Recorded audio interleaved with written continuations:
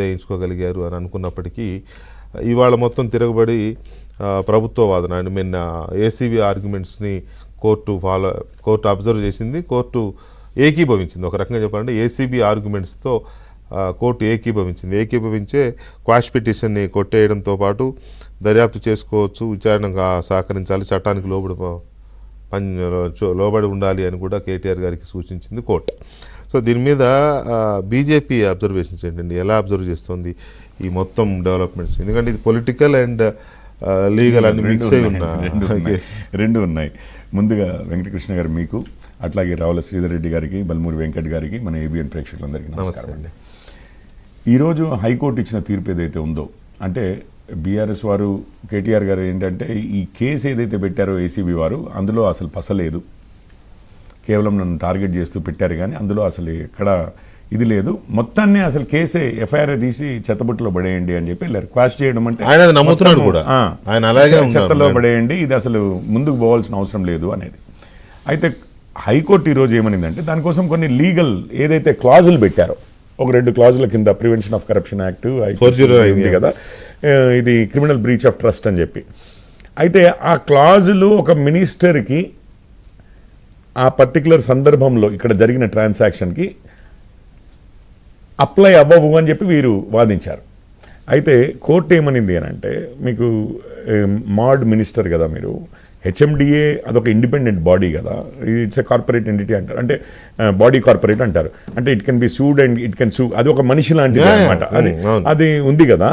ఇప్పుడు దాని డబ్బులు మీరు ఇప్పుడు ప్రాసెస్లు లేవు, పద్ధతులు లేవు, అగ్రిమెంట్లు లేవు, వాళ్ళు ఎవరో స్పాన్సర్ వెళ్ళిపోయినప్పుడు హెచ్ఎండిఏ స్పాన్సర్గా జాయిన్ అయిందా పోనీ, అట్లాంటివి ఏమన్నా ప్రాసెస్ ప్రకారం అవన్నీ సైన్ చేసి ఉంటే, ఇది ఒక పర్సనల్గా మీకు బాధ్యత అప్పచెప్పితే ఆ డబ్బులు ఆ ట్రస్ట్ని మీరు బ్రీచ్ చేశారు, అంటే ఛేదించి మీరు మీ ఇష్టం వచ్చినట్లుగా ఆ పైసలని వాడారు. సో అది చాలా సివియర్ కాన్సిక్వెన్సెస్ ఉన్న క్రైమ్ అండి, ఒకవేళ అది జరిగి ఉంటే. దానికి ఏంటంటే లైఫ్ ఇంప్రిజన్మెంట్, జీవ ఖైదీ పడవచ్చు, లేదా 10 సంవత్సరాలు జైల్లో ఉండి ప్లస్ ఫైన్ కూడా వేయచ్చు. అదే PC 409 ఎగ్జాక్ట్లీ. సో ఇది జరిగింది. దీంట్లో వెళ్ళారు, అంతకుముందు ఒక కేసుని ఉటంకించారు. సో ఒక మినిస్టర్గా, ఒక ఆఫీసర్ గవర్నమెంట్ డబ్బులు యూజువల్గా ఇప్పుడు రైతు బంధు అయినా కానీ ఇస్తుంటారు కదా, ఏదైనా కానీ రైతు భరోసా అనండి, రైతు బంధు అనండి, ఏదైనా కానీ గవర్నమెంట్ డబ్బులు ఈ ఆఫీసర్లే కానీ పబ్లిక్ సర్వెంట్, అది మినిస్టర్ కూడా అందులోకి వస్తారా రారా అనేది ఇదంతా.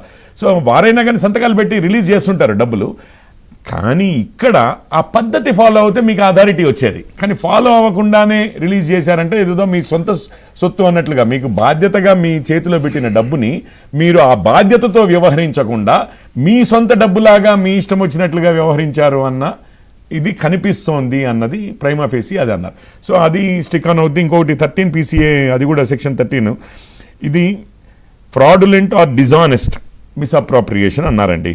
సో దీనికి కూడా అది ఏదైనా ప్రాపర్టీ మీకు అప్పచెప్పిన దాన్ని మీరు ఒక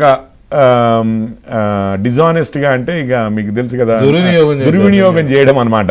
సో నమ్మక ద్రోహం జరిగి ఉండి మీరు ఆ పైసల్ని, ఆ ప్రాపర్టీని దుర్వినియోగపరిస్తే దానికి అప్లై అవుతుంది. ఈ రెండు కూడా అప్లై అవుతాయి. మీరు కాదు అంటున్నారు, కాకపోయిందంటే కొట్టేసేవారు. కాదు అంటున్నారు, కానీ రెండు అప్లై అవుతాయి. కాకపోతే ఇందులో నిజానిజాలు ఏంటి అవన్నీ ఇప్పుడు ఇనిషియల్ స్టేజ్లో ఉంది చేయబట్టి, ఒక ఎఫ్ఐఆర్లో అవన్నీ రాయవలసిన అవసరం కూడా లేదు చేయబట్టి, ఆ ఎఫ్ఐఆర్ దర్జీ చేసింది కూడా ఎవరో కాదు, ఒక గవర్నమెంట్ ఆఫీసరే చేయబట్టి, వెయిట్ ఉన్న గవర్నమెంట్ ఆఫీసరే చేయబట్టి దాన్ని ముందుకు పోనించండి. అది ఈ మూమెంట్ అది బయట దీనిలో కూడా నేను ఆర్డర్ చెప్పాను, మౌఖిక ఆదేశాలు ఇచ్చాను. ఆయన కూడా అన్నారు, కేటీఆర్ గారు నేను చెప్తాను స్టేట్మెంట్ లో కూడా. సో ఇప్పుడు ఏమైంది వాళ్ళు కూడా ఆఫీసర్స్ కూడా కేటీఆర్ గారు చెప్పబట్టే చేశాను.